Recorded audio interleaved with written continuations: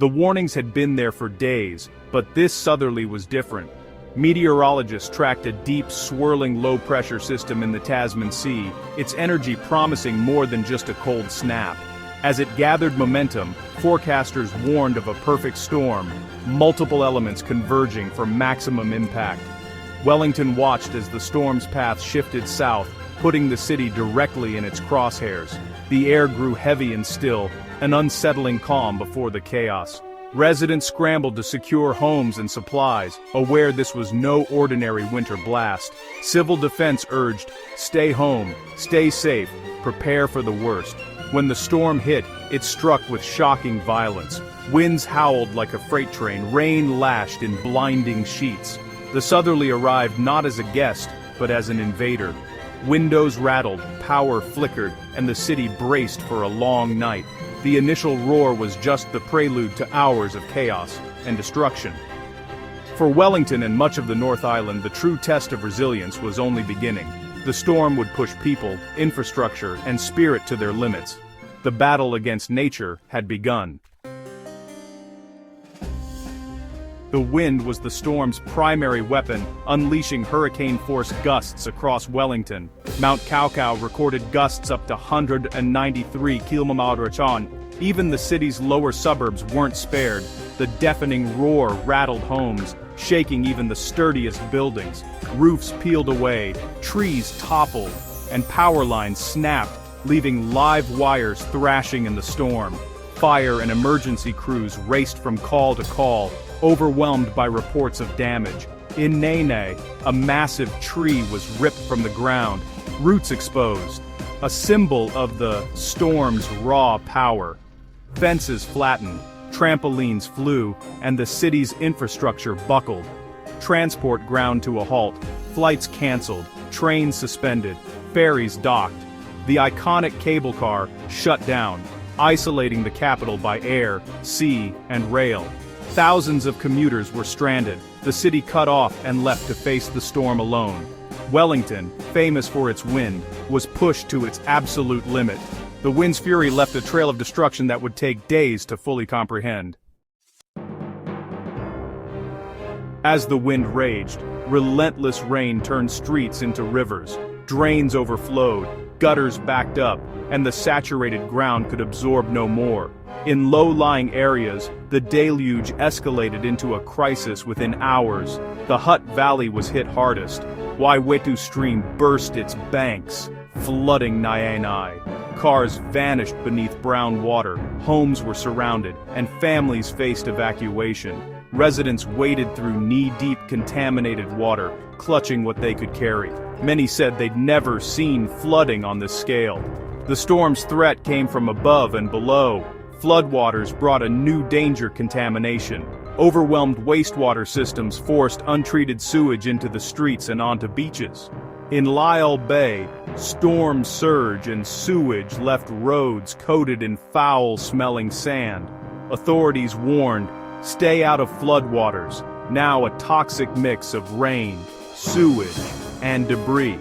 The city faced not just destruction, but a serious public health risk. The flood's aftermath would linger long after the rain stopped. As the storm raged, darkness fell over thousands of homes. Uprooted trees and snapped branches brought down power lines, plunging entire neighborhoods into blackout. At the storm's peak, over 8,000 properties lost electricity, with numbers rising as damage reports came in. Isolated and cold, families endured the storm's fury by torchlight, cut off from news and each other. Power outages stretched for days, especially in remote areas. Brave crews worked through dangerous conditions to restore power, but the scale of damage was immense. The storm exposed vulnerabilities across the city's infrastructure. Roads blocked, communications down, wastewater overwhelmed. Transport was paralyzed, cell towers failed, and sewage spills highlighted critical weaknesses. Wellington's essential services buckled under pressure, revealing the urgent need for future investment. The storm was a brutal stress test, and the city's systems struggled to cope. As chaos unfolded, emergency services became the city's lifeline.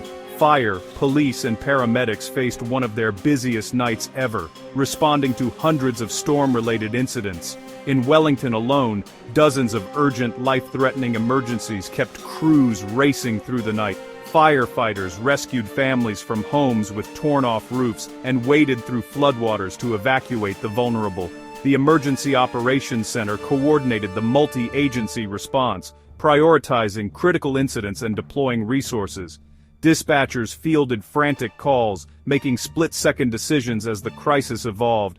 The storm tested their endurance and resolve, but their courage shone through.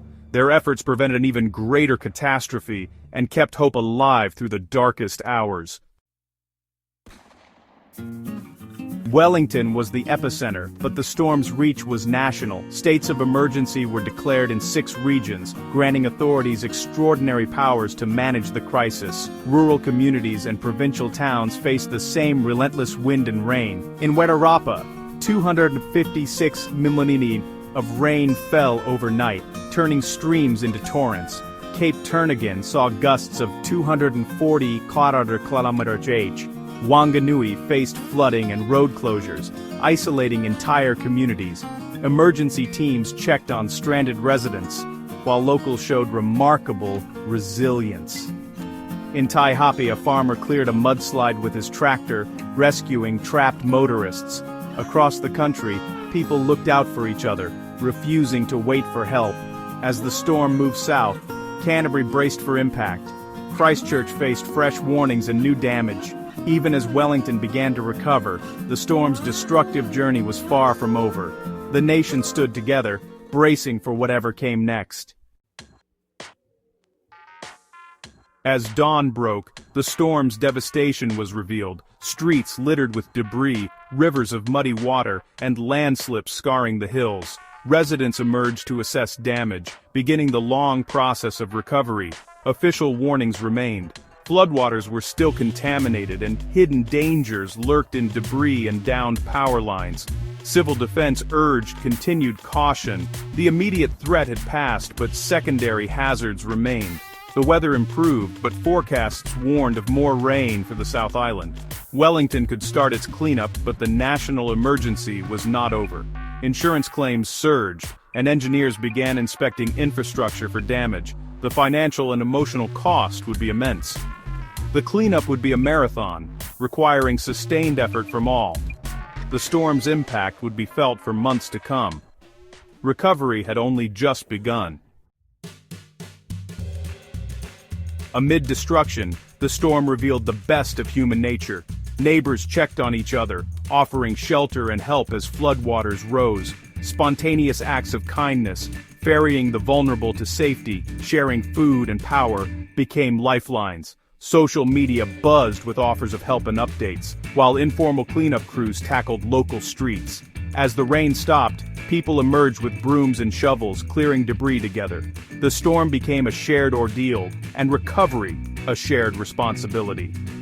Officials praised the community's response, noting that adversity only strengthened their bonds. The storm did not break Wellington's spirit, it reinforced it. The city's greatest resilience was found in its people. The storm was a humbling lesson in nature's power and our vulnerability. It sparked urgent conversations about preparedness, emergency plans, kits, and heating warnings. The event exposed critical weaknesses in infrastructure, from power grids to wastewater systems. The lesson: future resilience requires investment in stronger, smarter systems. But the storm also proved the value of community. Neighbors helping neighbors was as vital as any official response. Resilience is built on both strong infrastructure and strong social bonds. The storm left scars, but also lessons and stories of unity. In the face of disaster, Wellington's greatest strength was its people's willingness to stand together. The city will rebuild, stronger, wiser, and more connected than before.